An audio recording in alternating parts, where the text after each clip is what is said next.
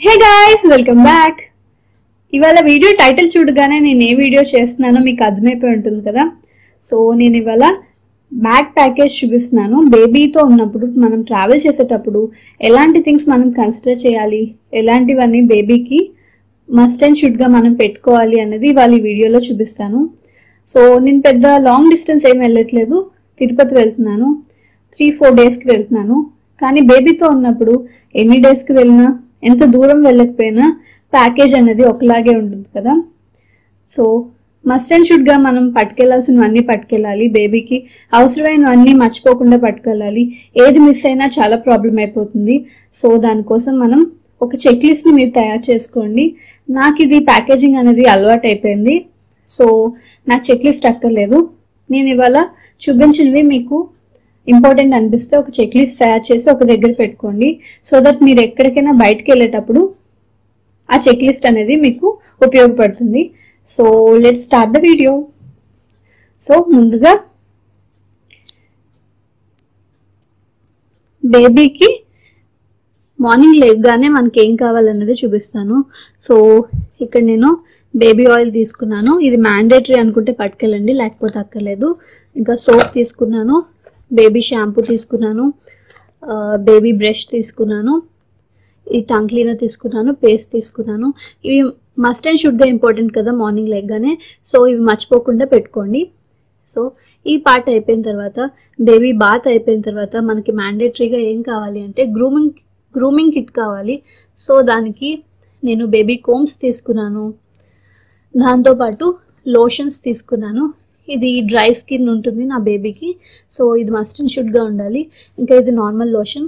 మీకు ఇంత పెద్ద ప్యాకేజ్ పట్టుకెళ్ళాలి, ఇది క్యారీ చేయలేను, ఇంత వేస్ట్ పట్టుకెళ్ళి అనుకుంటే, బరువు అయిపోతుంది అనుకుంటే, చిన్న కంటైనర్లో దీన్ని షిఫ్ట్ చేసుకొని అది పట్టుకెళ్ళండి, సరిపోతుంది. ఇదంతా పట్టుకెళ్ళాల్సిన అవసరం లేదు. ఇంకా బేబీ పౌడర్ నేను ఆల్రెడీ ఇందులో వేసేసి కొంచెం ఇది ఇలా పట్టుకెళ్తున్నాను.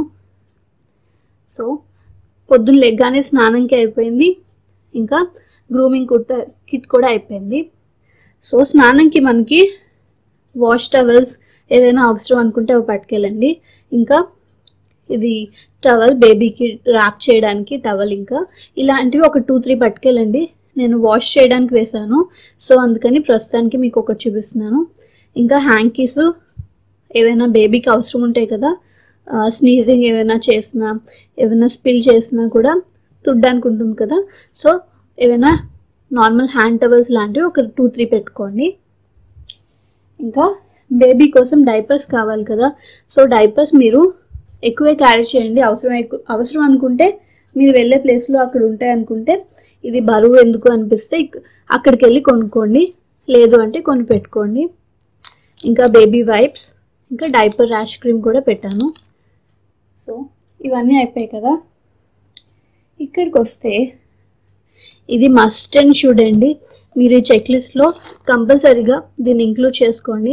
ఎందుకు అంటే బేబీస్కి ఎప్పుడు ఏది ఎఫెక్ట్ అవుతుందో మనం చెప్పలేము.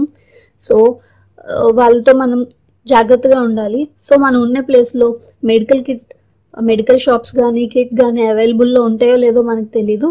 సో మన జాగ్రత్త మనం తీసుకోవాలి. కాబట్టి మీకు కూడా మీరు ఎక్కడికైనా బయటికి ట్రావెల్ చేసుకునేటప్పుడు కొంచెం మెడికల్ కిట్ ఏదైనా మ్యాండేటరీ థింగ్స్ అన్నీ పెట్టుకోండి. అలానే బేబీకి కూడా థర్మోమీటర్, ఫీవర్కి, కాఫ్కి, కోల్డ్కి మెడిసిన్స్ అనేవి మ్యాండేటరీగా పెట్టుకోండి. ఇంకా బేబీ ప్రొఫైల్ ఉంటుంది కదా, మెడికల్ ప్రొఫైల్, అది కూడా మీ దగ్గర పెట్టుకోండి. ఎందుకు అంటే ఏదైనా అవసరం రావచ్చు, అప్పుడు మనం ఈజీగా చెక్ చేసుకోవడానికి మన దగ్గర ప్రిస్క్రిప్షన్స్ ఉంటాయి కదా మెడికల్ ప్రొఫైల్లో, అవి చూసి ఏదైనా అవసరం అయితే మనం అక్కడ కొనుక్కోవచ్చు. సో ఒక medical profile, baby medical profile కూడా పెట్టుకోండి. సో ఇవన్నీ చాలా చాలా చాలా ఇంపార్టెంట్ అండి. దీనిలో మనం ఏది మిస్ చేయడానికి అవ్వదు. సో ఇవన్నీ పెట్టుకుంటారు కదా, ఇవన్నీ నీట్గా మీకు నచ్చిన వేలో మీరు ప్యాకేజ్ చేసుకోండి. ఇవాళ నేను ఈ వీడియోలో ఏవేవి ఇంపార్టెంటో, ఏవేవి పెట్టుకోవాలో నేను చూపిస్తున్నాను. సో అండ్ దెన్ ఫుడ్ విషయానికి వస్తే, బేబీ ఫుడ్ విషయం కూడా చాలా జాగ్రత్తగా ఉండాలి. బిలో 2 years కిడ్స్కి మనం ఇంకా అంత ఫుడ్ని ఇంట్రొడ్యూస్ చేయం కదా, పెట్టినా కూడా వాళ్ళకి స్పెసిఫిక్గా వేరేగా రెడీ చేస్తూ ఉంటాం.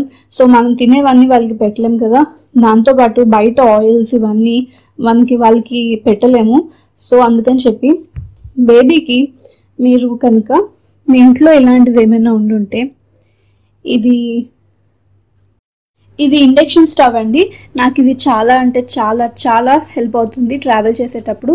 నేను ఇప్పటికీ ఇది చాలాసార్లు యూజ్ చేశాను బేబీతో ట్రావెల్ చేసేటప్పుడు.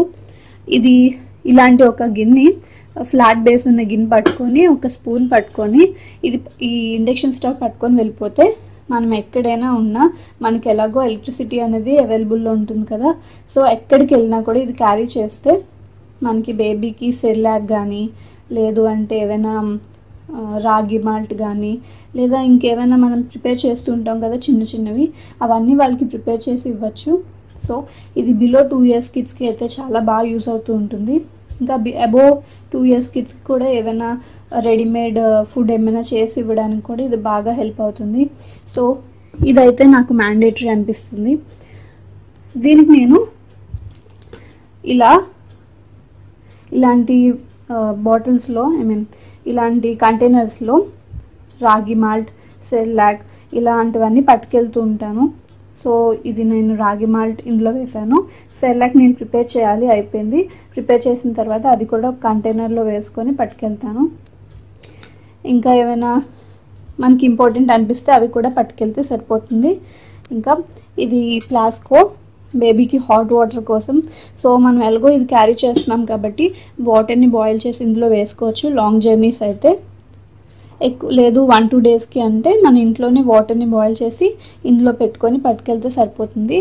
బేబీకి అవసరమైనప్పుడు హాట్ వాటర్ని వాళ్ళకి ప్రొవైడ్ చేయొచ్చు.